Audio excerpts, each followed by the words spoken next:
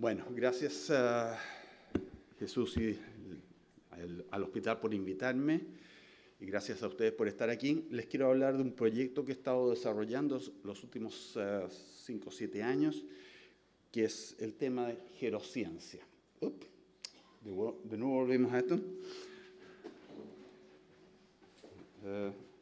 Espérate. Ya. No, es que es diferente al que usé ayer. Así de simple. La gerociencia es un concepto para abordar el problema del envejecimiento desde un nuevo punto de vista.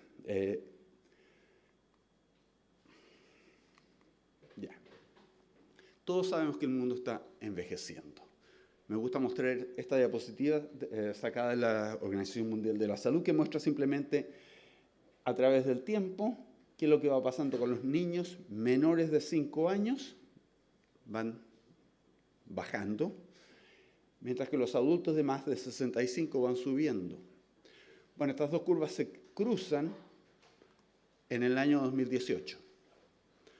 O sea, a partir de este año, tenemos una situación que como especie humana, hemos enfrentado.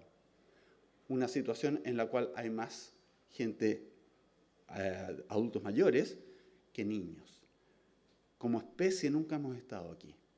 Ninguna especie nunca ha estado aquí. Y esto nos plantea unos problemas bastante graves. Desde luego, todos los sistemas sociales, económicos, todos son problemas muy serios que se nos vienen encima. Soy bioquímico de formación, por lo tanto, no me voy a ocupar de esas cosas. No es que no sea interesante, no es que no sea crucial, pero no es mi tema. Voy a referirme a la situación biomédica. ¿Cuál es la situación actual? Lo que pasa es que somos expertos, muy buenos en postergar la muerte. Estos son datos solamente del siglo XXI, o sea, un tiempo corto, 18 años, y este es el descenso en muertes debidas a diferentes enfermedades. El problema, eso es muy bueno, ¿no es cierto? Todos estamos contentos de que haya menos muertes de estas enfermedades. Muy bueno, pero con un problema. No funciona muy bien esto.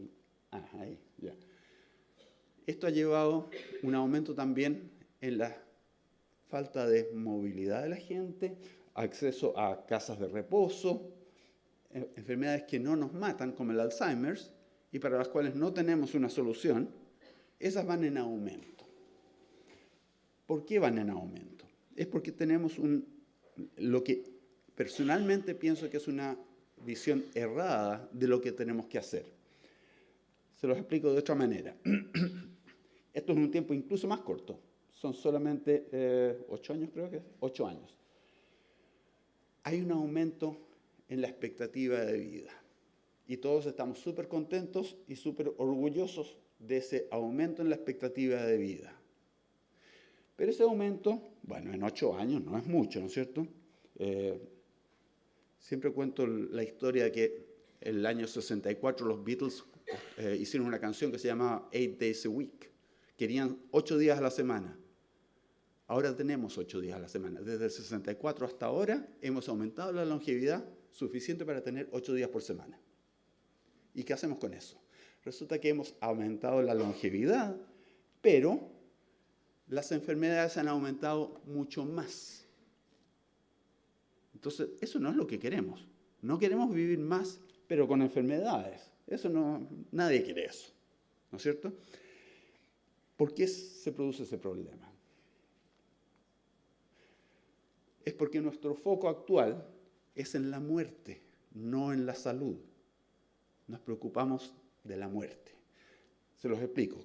Todos nacemos con una cierta capacidad en nuestros diferentes sistemas que conforman nuestro cuerpo.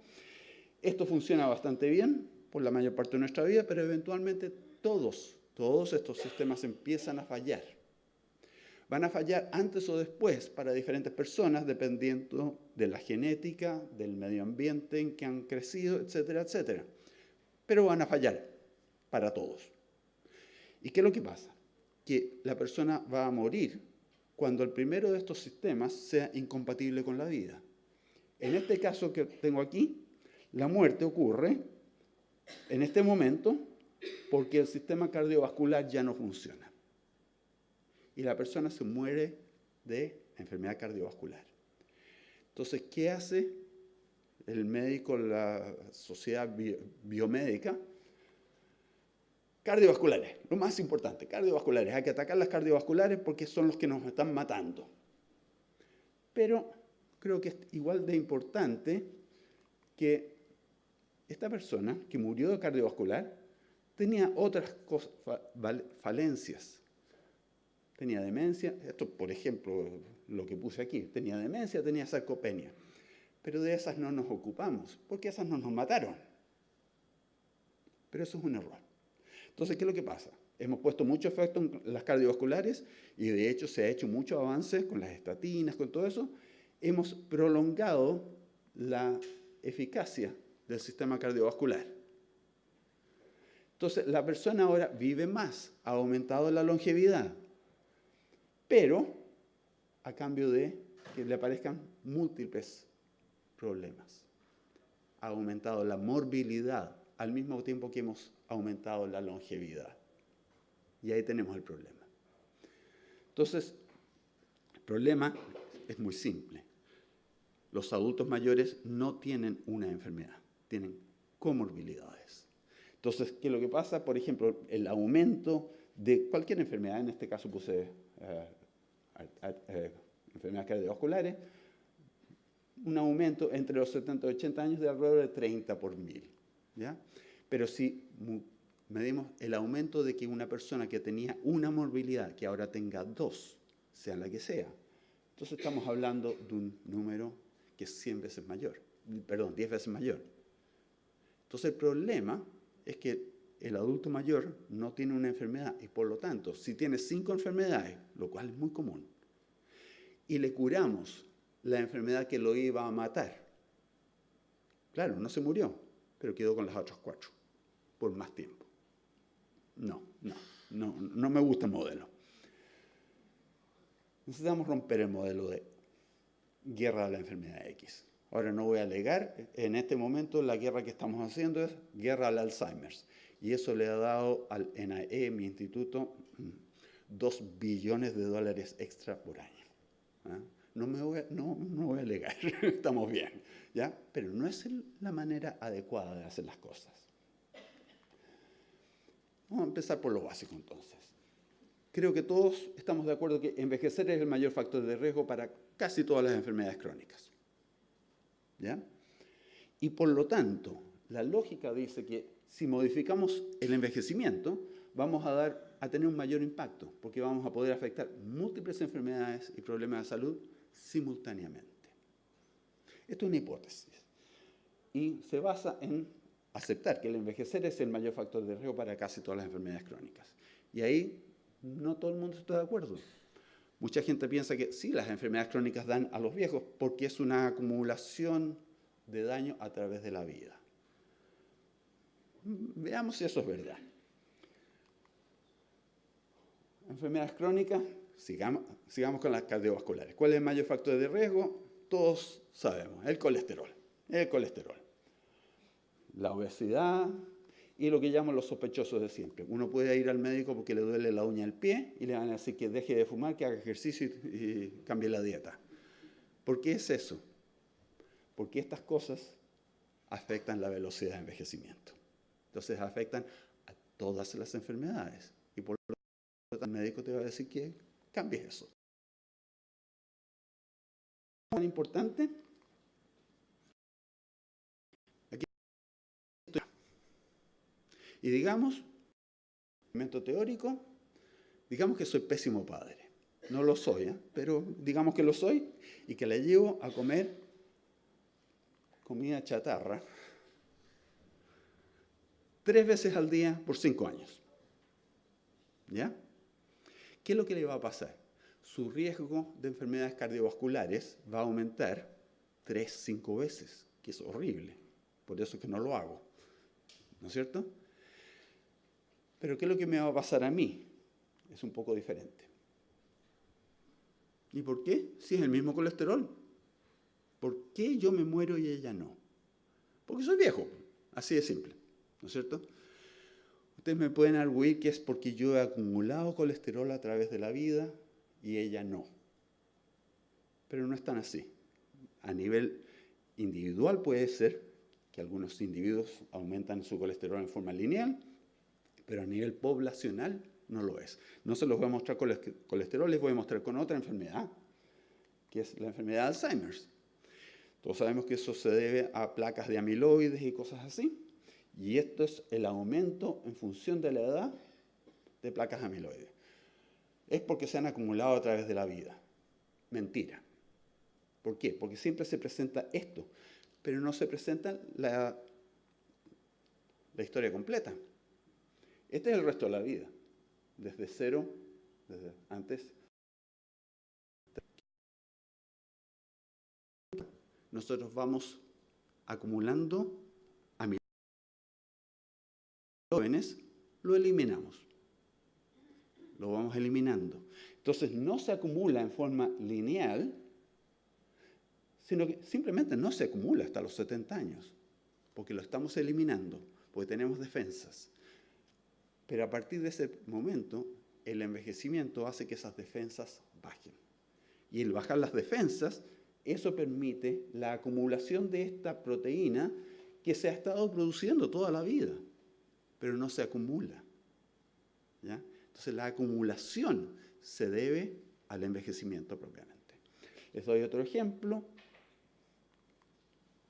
Esto es cáncer de mama en humanos, en función de la edad, y en perros. Siempre se dice que el cáncer se da en los viejos porque se demora mucho en juntar suficientes mutaciones para que se produzca el cáncer. Y los perros lo hacen súper rápido. Los ratones lo hacen incluso mucho más rápido. El 80-90% de los ratones C57 desarrollan cáncer en 2 años. ¿Cómo es eso? En vez de poner estos datos en función de la edad cronológica, si los ponemos en función del porcentaje de vida que han pasado, las curvas son idénticas. ¿Qué es lo que pasa? Que el cáncer de mama es un poquito más temprano que otros, pero el cáncer ocurre cuando estamos aproximadamente en 2/3 de nuestra vida, a los 60, 70. En ese momento da cáncer a los 2/3 de la vida de cualquier animal, del ratón, del perro, del elefante y del humano. Siempre a la misma proporción de la vida, o sea, cuando estamos viejos, cuando ya no nos podemos defender. Todos los presentes aquí tenemos células cancerosas en nuestro cuerpo, pero las tenemos bajo control. Llega un momento cuando somos más viejos que perdemos ese control. Entonces, en resumen, el envejecimiento sí es el mayor factor de riesgo. Veámoslo de otro punto de vista. ¿Qué es lo que ve el médico? Ve síntomas de una enfermedad o de otra. Si tienes el colesterol alto, no puede ser enfermedad cardiovascular. Si tienes placas de amiloide, va a ser Alzheimer. Si tienes la glucosa alta, va a ser diabetes. Y esas son cosas específicas de cada enfermedad. Sin embargo, ¿de dónde viene esa enfermedad? Viene de las cosas específicas de la enfermedad, el colesterol, etc. Pero el envejecimiento es el factor más importante. Pero lo más importante aquí es que esto es común a todas las enfermedades. Esto es específico, pero esto es común. Por lo tanto, podemos ver la enfermedad desde el punto de vista de la biología del envejecimiento y decir que este envejecimiento lleva a cambios en nuestra resiliencia, en nuestra fragilidad, que nos ponen en riesgo, solamente en riesgo, de desarrollar una enfermedad u otra dependiendo de qué es lo que nos está fallando. ¿Ya? Esto es un riesgo. La enfermedad se va a desarrollar debido a esto, pero esto nos pone en riesgo. Entonces yo creo que por ahí podemos empezar a atacar el problema, porque la verdad es que sabemos suficiente sobre muchas enfermedades. en los últimos 20 años hemos aprendido mucho sobre la biología del envejecimiento. ¿Qué es lo que lleva al envejecimiento desde el punto de vista molecular y celular? Y de ahí, de juntar estas dos cosas, es donde nace la gerociencia. La gerociencia trata de explicar por qué el mecanismo molecular de por qué el envejecimiento es el mayor factor de riesgo para todas las enfermedades crónicas. Entonces, la hipótesis de la gerociencia es que el envejecimiento está al centro de todas estas enfermedades. Por lo tanto, si atacamos el colesterol, vamos a disminuir una de ellas, pero no las demás. Pero si atacamos el envejecimiento y lo hacemos que tenga menos efecto, entonces vamos a poder atacar y disminuir, o al menos retrasar, todas las enfermedades. Y no solamente las enfermedades que nos matan, sino también aquellas cosas que no nos matan, por ejemplo, la fatigabilidad, el dolor crónico, todas esas cosas que no nos matan, que la biociencia no se preocupa mayormente de ellas, pero los vamos a poder atacar al mismo tiempo. Ahora, siempre hemos sabido que el envejecimiento es el mayor factor de riesgo. ¿Por qué pienso que es un buen momento ahora para desarrollar la gerociencia? La respuesta es porque el envejecimiento es mucho más maleable de lo que pensábamos. Siempre hemos sabido que es maleable. Si no pensáramos que es maleable, no haríamos dieta ni haríamos ejercicio. El único motivo para hacer esas cosas que la verdad es que no nos gustan, el motivo para hacerlo es porque pensamos que nos va a ayudar a envejecer mejor. Nos va a ayudar con el envejecimiento fisiológico. El envejecimiento cronológico no lo podemos cambiar. Yo no puedo mentir, pero no puedo cambiar mi edad cronológica. Pero el envejecimiento fisiológico sí lo podemos cambiar. ¿Cómo lo podemos cambiar? Clásicamente hemos sabido, por ejemplo, que la restricción dietética permite que uno viva más y con mejor salud. Analizando mecanismos moleculares de esto, hemos podido determinar, y por otros mecanismos también, vías genéticas que controlan el envejecimiento. En C. elegans, un gusanito, sabemos más de 700 genes que cuando son modificados aumentan la longevidad. Ahora no sabemos qué le pasa a la salud de los gusanitos, porque es medio difícil medir la salud de los gusanos, pero basados en lo que hemos aprendido de genética, cuáles son las vías que son importantes, hemos podido desarrollar fármacos que hacen lo mismo que la genética. Y en eso estamos en este momento, empezando a probar fármacos que modifican la velocidad de envejecimiento. Lo importante es que cuando hacemos esto, la salud también mejora. Les podría mostrar muchos datos sobre esto, pero no tengo ni el tiempo ni es la manera adecuada. Lo que les voy a mostrar es una película de ratones que han sido tratados con uno de estos medicamentos, el que está aquí, la rapamicina. La rapamicina hemos mostrado que aumenta la longevidad de las levaduras, de los gusanos, de las moscas, de los ratones, de todo.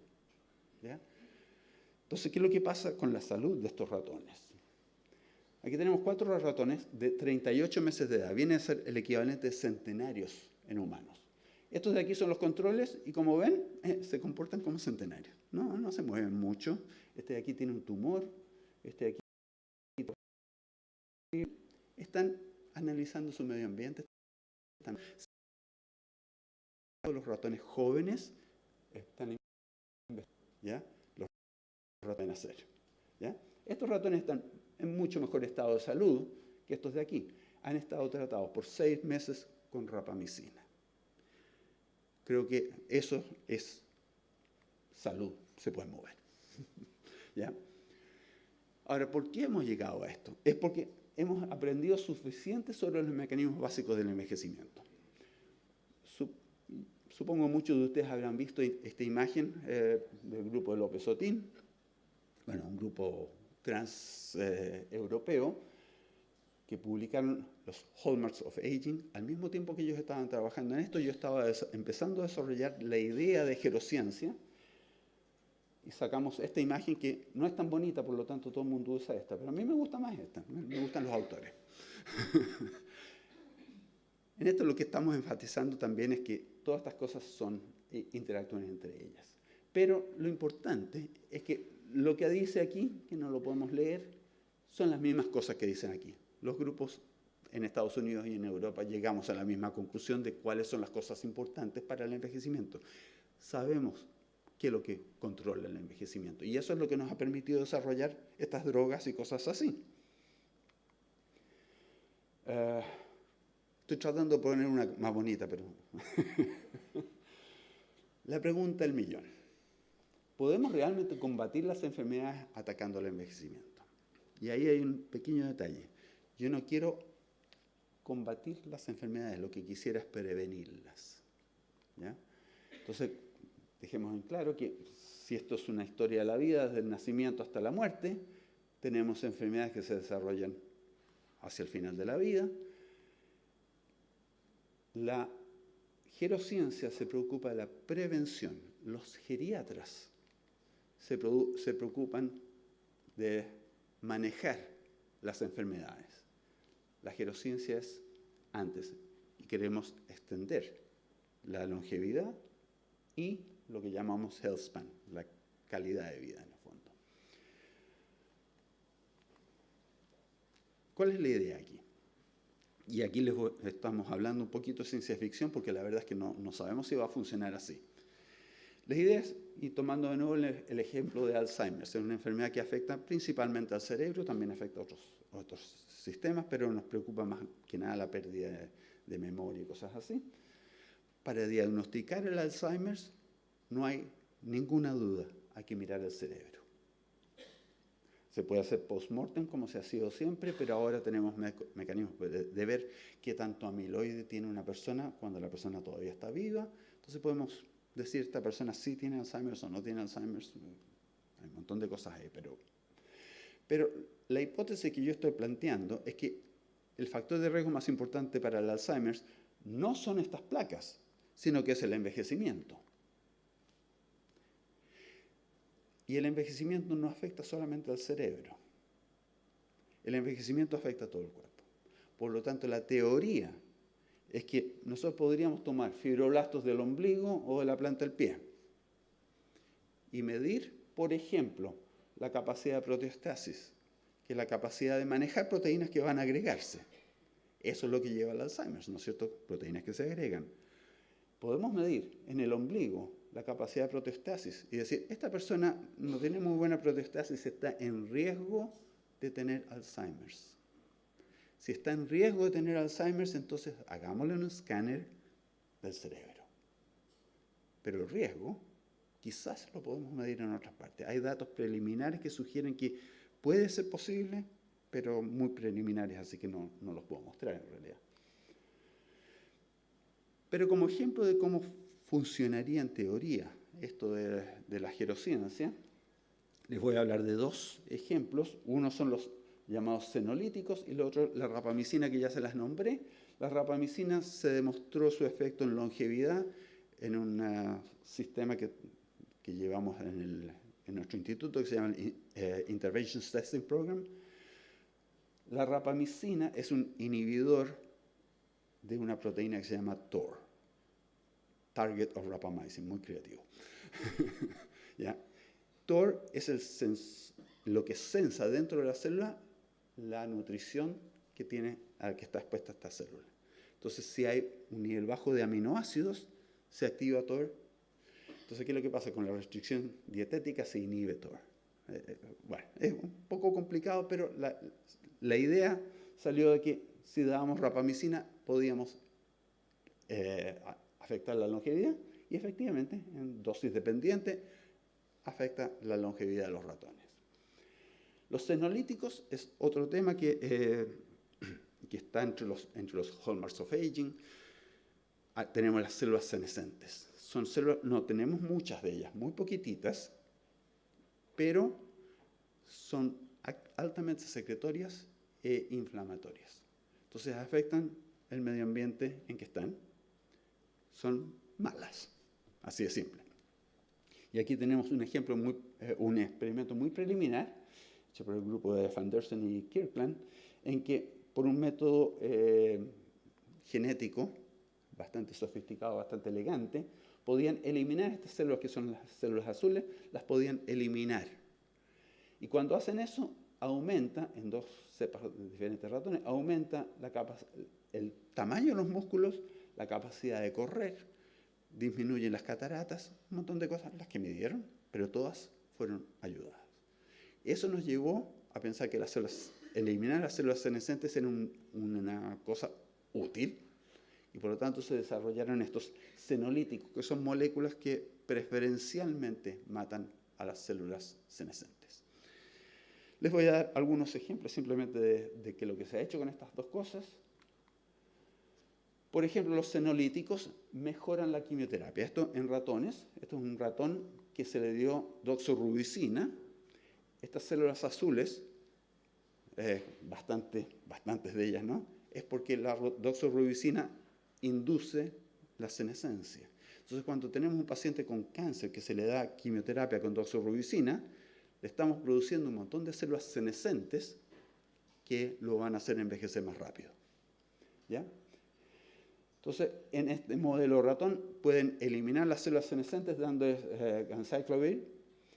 Y aquí tenemos, por ejemplo, la actividad. Los ratones no se mueven durante el día, son nocturnos. Esta es la actividad normal de un ratón viejo. Perdón, de un ratón en la noche.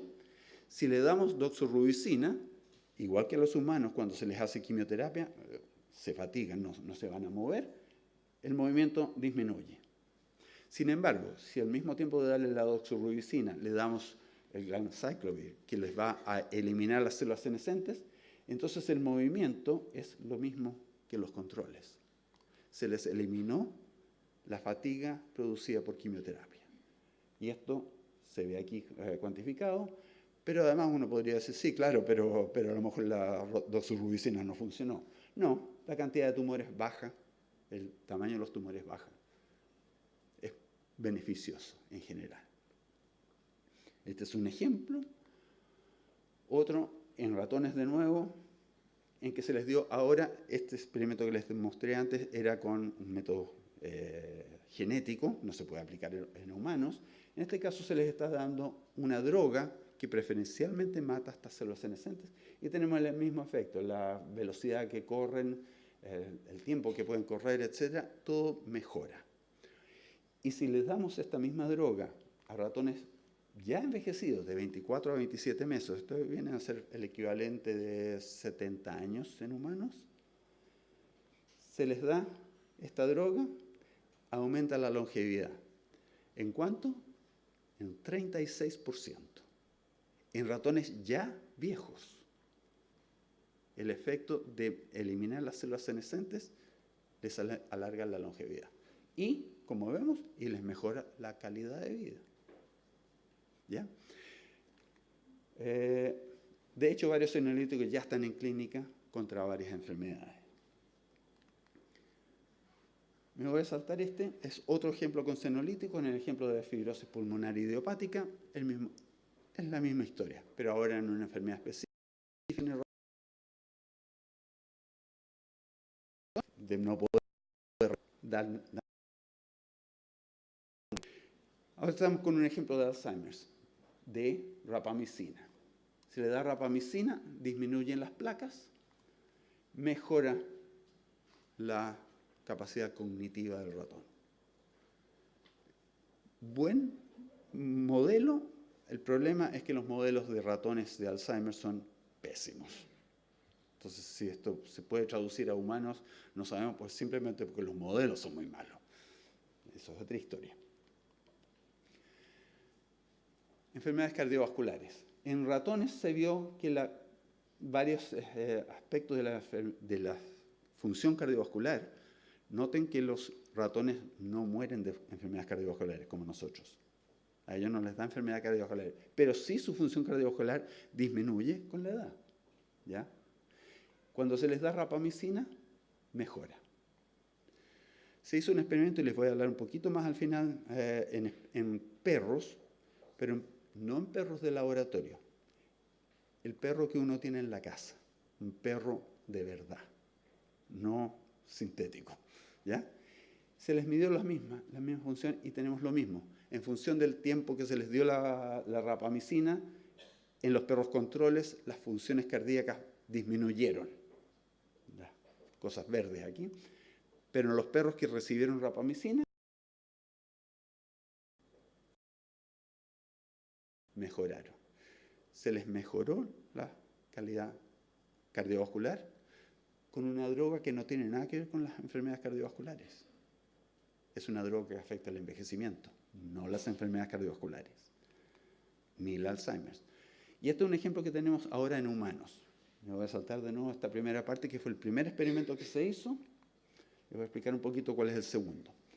Les dieron rapamicina, pero además les dieron otra droga que también inhibe a TOR. ¿Por qué hicieron esto? Porque en este experimento preliminar la dosis de rapamicina era un poco alta y hay toda una discusión, pero hay gente que dice que la rapamicina tiene efectos muy negativos.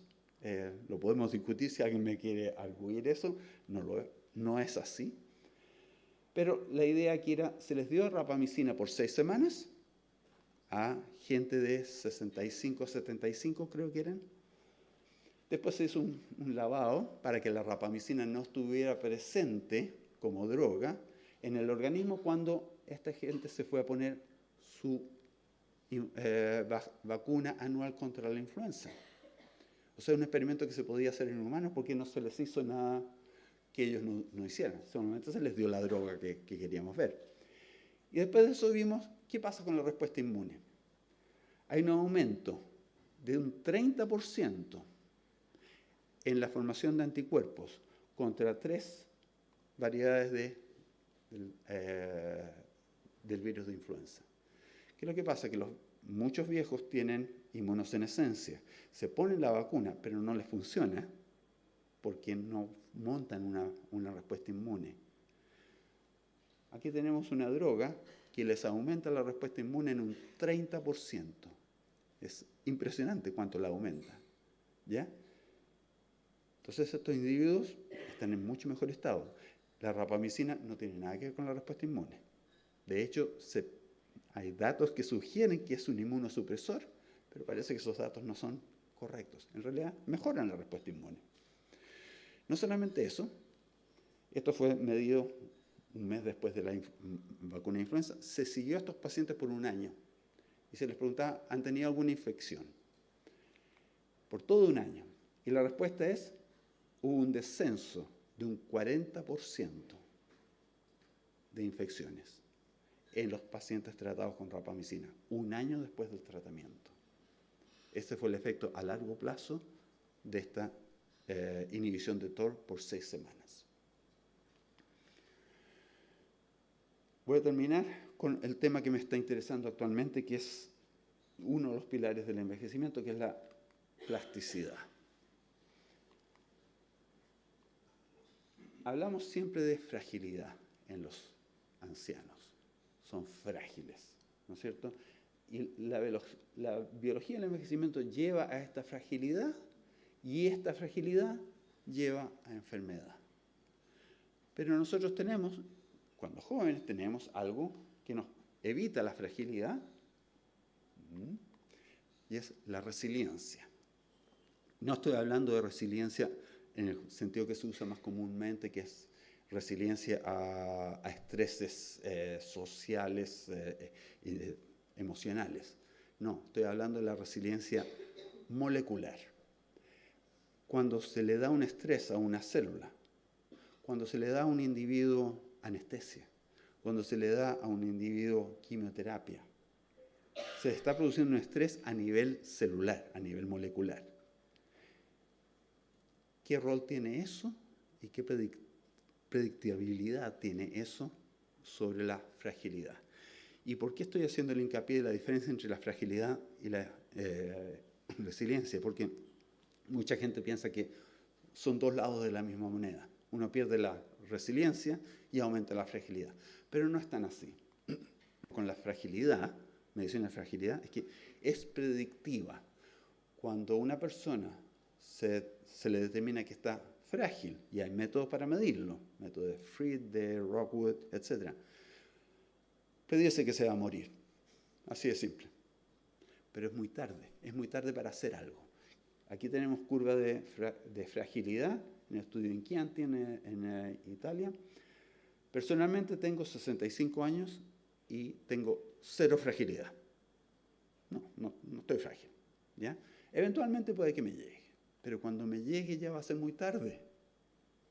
Ya estoy frágil, ya me voy a morir, ¿ya?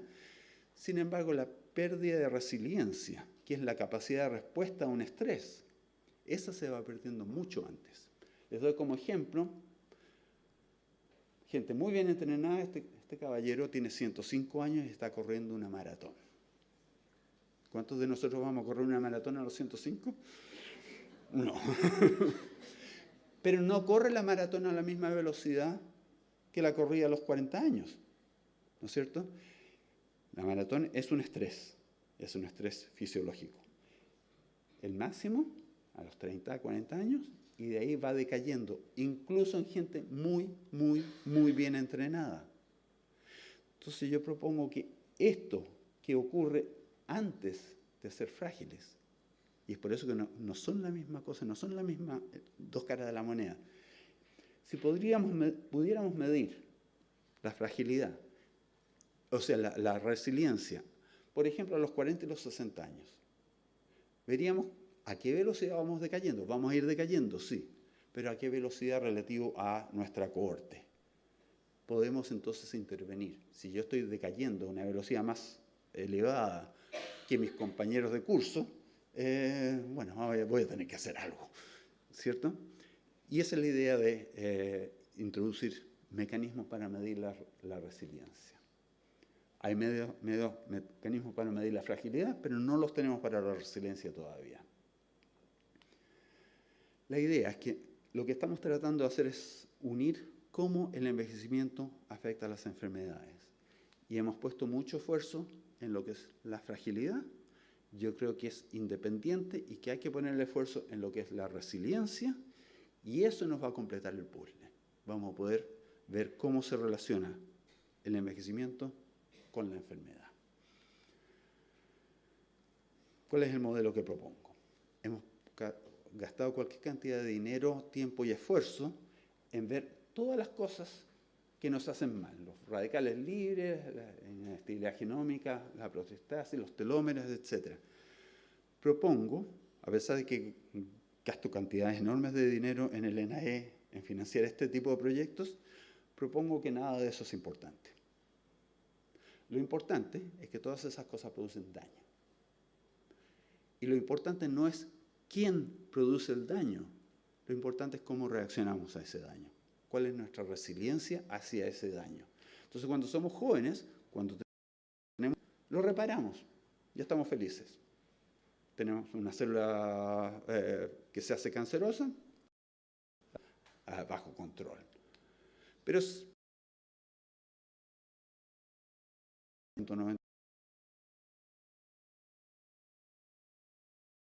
funcionalidad. Mientras tengamos células troncales,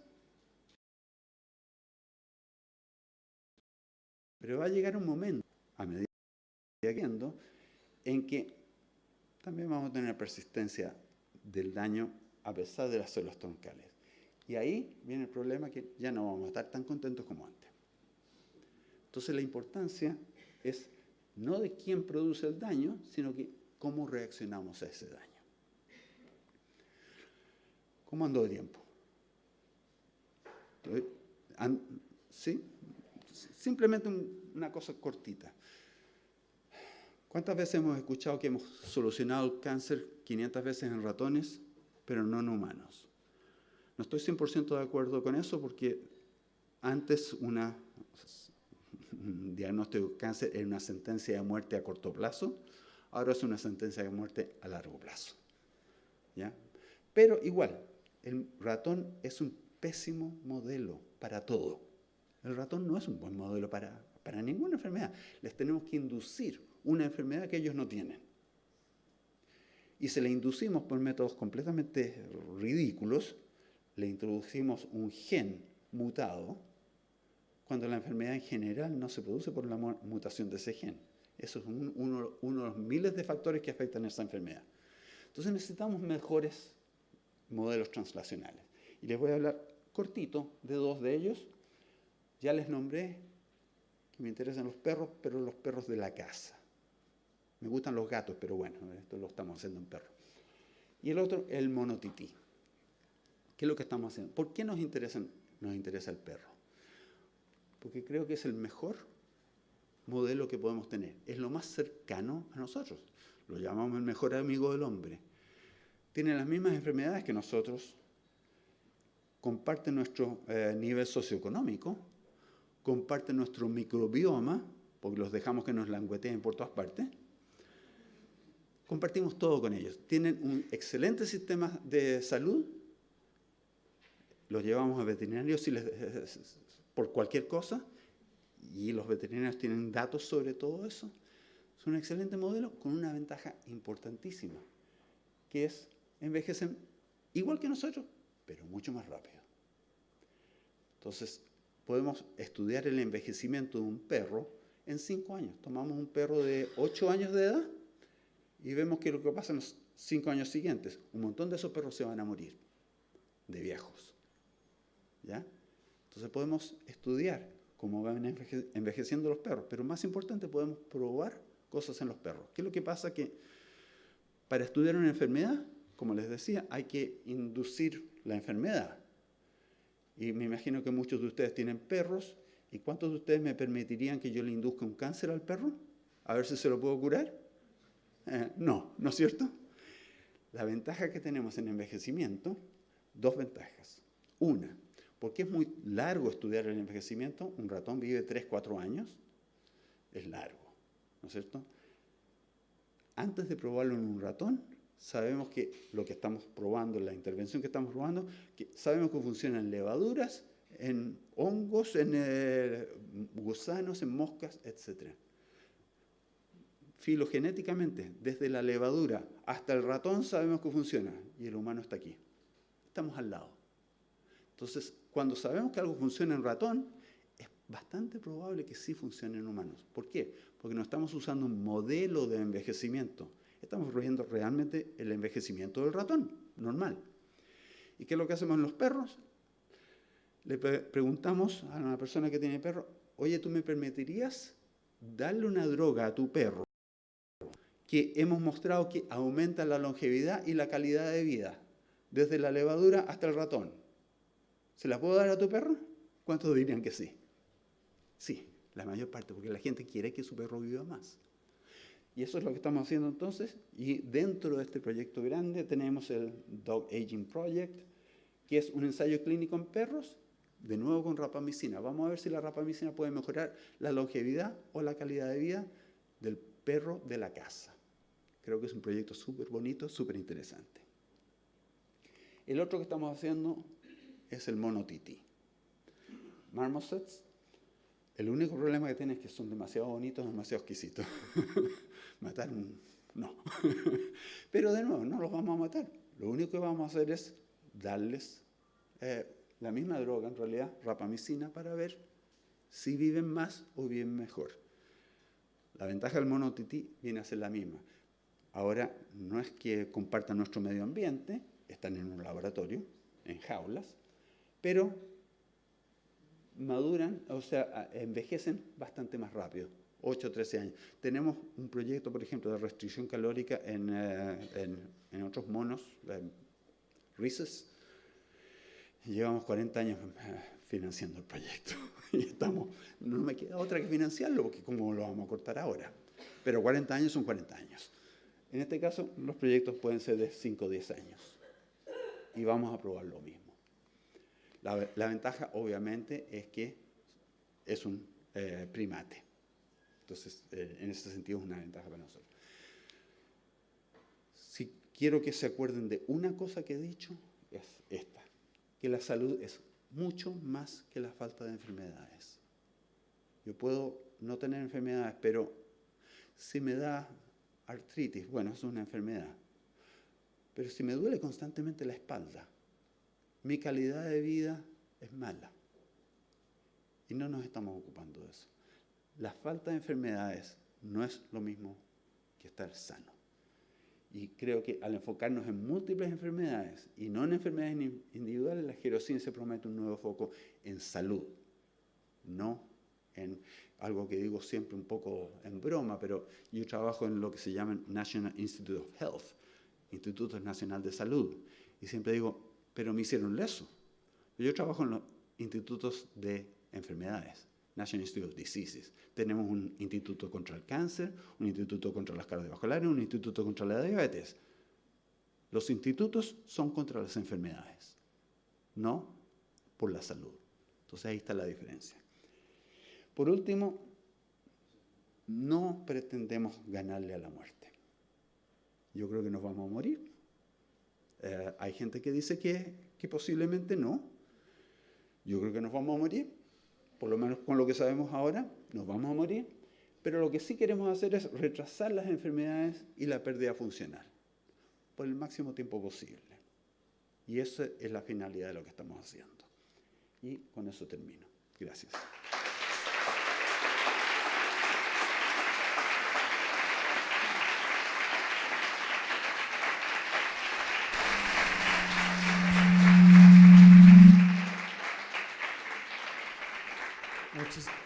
Muchísimas gracias por la magnífica exposición. ¿Hay alguna pregunta entre el público?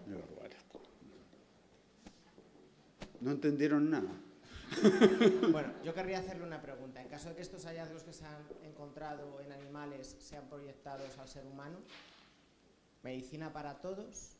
Y si es para todos, ¿cuándo empezar con ella?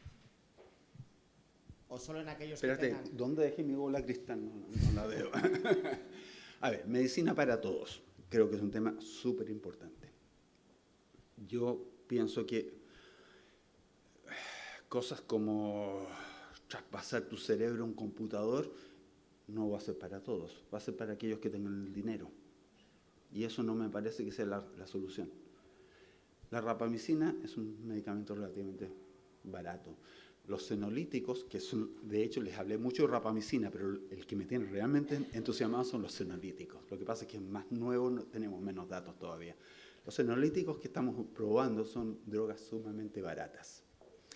Ahora, el problema que tenemos con envejecimiento es que las industrias farmacéuticas no se interesan. ¿Por qué? Porque los sistemas de salud no lo financian. No te van a reembolsar el gasto. Entonces estamos trabajando con el FDA, el Food and Drug Administration, para tratar de solucionar ese problema. El problema es que vamos a atacar muchas enfermedades, entonces ellos no saben cómo analizarlo. Lo que estamos haciendo puede ser son demasiado sofisticados. El no es una enfermedad. De nuevo, ayudando a convencer a la Organización Mundial de la Salud de que se llame el envejecimiento una enfermedad. Eso simplemente para que las compañías de seguro puedan cubrirlo. Pero me parece que no es adecuado, porque no es una enfermedad, es un factor de riesgo. Y lo que siempre me dicen es, como factor de riesgo, las compañías no lo van a cubrir. Entonces yo respondo siempre, a ver, la hipercolesterolemia no es una enfermedad, no tiene ningún síntoma, no es una enfermedad. Es un factor de riesgo para las cardiovasculares. Entonces, pero sin embargo, si tú tienes hipercolesterolemia, te van a dar una estatina. Entonces, ¿por qué cuando tú tienes 70 años, aunque estés sano, tienes un factor de riesgo muy importante para múltiples enfermedades? Simplemente tu edad. A los 70 años te podría dar senolítico, una vez cada 10 años. ¿Ya? Entonces yo creo que va a ser algo factible de aplicar a la población en general. Y creo que es un tema importante hacerlo así.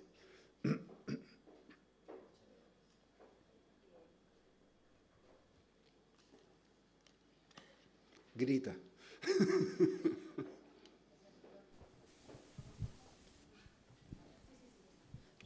Ya está. Soy Fátima Brañas. Primero, darle las gracias. Es un privilegio que podamos escucharle hoy aquí. Gracias a ustedes. Gracias también. Yo soy clínica y creo que el papel que hacen los básicos, que son capaces de financiar proyectos a 40 años, son muy de agradecer, ¿no? Porque es una labor de toda una vida y a veces el resultado final a lo mejor no es el que uno espera, ¿no? Pero claramente uno tiene la visión de estar haciendo algo bueno para la humanidad. O sea que muchas gracias. Soy geriatra y solo quería hacerle un comentario. Te quiero poner fuera de trabajo. Sí. Quiero que no haya más necesidad de geriatras. Exacto. Y quería darle las gracias también por la visión que ha dado del envejecimiento, que comparto plenamente. Creo que a los médicos de mi generación se nos ha formado en la enfermedad, absolutamente centrados en la enfermedad, y aunque parte del conocimiento que usted nos ha expuesto venimos oyéndolo desde hace tiempo, es muy difícil cambiar en la práctica clínica diaria y no poner el foco tanto en la enfermedad y ponerlo más en la función, que es fundamentalmente a lo que yo me dedico, ¿no? Entonces, creo que esto es relevante porque mientras llegan los senolíticos para todos o no, creo que los clínicos también tenemos la responsabilidad de cambiar la manera de enfocar al paciente. Sí, sí, estoy 100% de acuerdo. Pero es difícil, no hay duda. Pero dices cuando lleguen los senolíticos, se me olvidó contestarte esa parte de la pregunta. ¿Para cuándo? ¿Quién sabe? Pero los senolíticos, como lo mostré, están siendo probados en clínica. De nuevo, volviendo, no podemos hacer un ensayo clínico que muestre si afectan el envejecimiento, simplemente porque no nos permiten. Las autoridades no permiten ese tipo de estudios. Y en eso estamos trabajando con el FDA para que nos permitan hacerlo. Entonces se ha tomado la manera alternativa, que es, veamos si el senolítico afecta enfermedad A, enfermedad B, C, D, y tenemos como 10 ensayos clínicos en diferentes enfermedades. La idea es convencer al FDA de decirles, miren, usamos estos senolíticos bajo las mismas concentraciones, bajo las mismas condiciones para todas estas enfermedades, resolvió todas. Es lo que esperamos, ¿no? A lo mejor no. ¿Esto los convence de que estamos afectando el envejecimiento o no? Y esa es la pregunta que estamos tratando. Entonces, ¿para cuándo? Bueno, ya estamos en estos estudios clínicos preliminares, así que en una de esas, luego. Sí. Muchas gracias. Soy Enrique Gómez Aguilera, soy del otro lado, yo soy ingeniero biomédico. De hecho, el responsable de ese máster que se ha hablado de ingeniería biomédica, donde están nuestros alumnos también oyendo esta magnífica conferencia, que quiero felicitarle porque realmente ha sido brillante, ¿no? Gracias. Bueno, precisamente el planteamiento es ver cómo desde el punto de vista de la tecnología y desde la innovación se puede ayudar precisamente a todo este tipo de hipótesis de investigación. Lo que le quería comentar, entiendo que entonces el objetivo, tal como lo plantea, efectivamente es mejorar la calidad de vida, es decir, conseguir que vivamos los años que haya que vivir, determinando cuanto antes cuándo se puede generar esa situación de prefragilidad y actuar para prevenir precisamente, porque en el fondo todos sabemos que en algún momento nos vamos a morir con una alta esperanza de vida, porque eso es lo que ha conseguido la medicina y la tecnología para conseguir que efectivamente resolver las enfermedades. Pero la pregunta sería, si conseguimos mejorar la calidad de vida, mejoramos la capacidad funcional de las personas, mejoramos todos, digamos, esos factores que están afectando a esa fragilidad, vamos a impactar al final sobre la esperanza de vida y la longevidad. Si así fuera, no estaríamos retrasando el problema de forma que otra vez volviéramos a partir de ahí. Es decir, si tenemos una esperanza de vida de 85 años, el objetivo, lo que pasa en Europa es que lo que decimos, haga usted lo que haga, va a vivir 85 años. El problema es cómo va a vivir esos 5 o 10 últimos años. Entonces, modifique usted sus hábitos de vida, como decía, dieta, ejercicio. En nuestro caso trabajamos en salud cerebral, con varios proyectos entonces en esta línea. Pero repito, si se consigue que las personas vivan al final, estaremos consiguiendo entonces de 85 a 90 y entonces los problemas aparecerán en esos últimos 5 años más tarde. Excelente pregunta. De hecho, bueno, si consideran, por ejemplo, que en el año 1900 la expectativa de vida era en 47. ¿Ya? Y ya a los 30 se consideraba que la gente estaba un poquito mal, ¿no es cierto? Bueno, eso lo hemos alargado. Todavía sufrimos al final, pero tenemos una longevidad más larga, un tiempo de health span, un tiempo sanos, que es mayor. Si mantenemos el periodo de enfermedad igual ya tenemos un avance, porque proporcionalmente estamos con un periodo más largo de salud. Pero no es el ideal. Pero tengo esperanza de que eso no sea como ocurre. Para dar una idea, no sé si ustedes saben, bueno, en un hospital así que deben saberlo, es 3 veces más caro morirse a los 80 que morirse a los 100. ¿Por qué? Porque a los 80 uno se muere de las enfermedades en que terminas en el hospital por años, ¿no es cierto? Es lo que los financia a ustedes. Pero a los 100, los centenarios no necesitan cuidado, no necesitan nada. Están en muy buen estado de salud hasta que un día se resbalan, porque tienen fragilidad, se resbalan, se caen, se quiebran la cadera y a las 2 semanas están muertos. Entonces, y eso es lo que yo quisiera llegar. A mí me gustaría morirme de repente. Creo que a todos nos gustaría eso, ¿no es cierto? Y los datos de centenarios sugieren que eso puede ser la realidad. Los datos en ratones muestran exactamente lo mismo. Ustedes vieron la película de los ratones en buen estado de salud. O sea, no les estamos solamente alargando la vida, les estamos mejorando la salud. Y claro, eventualmente tienen lo que suponemos que es un desbalance funcional completo. ¿Y por qué digo eso?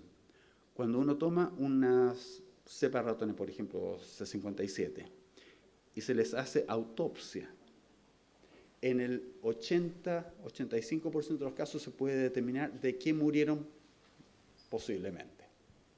De cáncer, de esto, lo otro, se puede determinar. Cuando les hacemos, por ejemplo, restricción calórica o rapamicina, solamente podemos determinar el motivo de muerte en un 20%. Los demás no sabemos por qué se murieron. Da la impresión de que se murieron de algo, un desbalance, pero no sabemos de qué. Yo creo que eso significa que estos ratones estaban efectivamente muy buenos, sino que están en buen estado de salud. ¿Qué es lo que les pasó? No sé.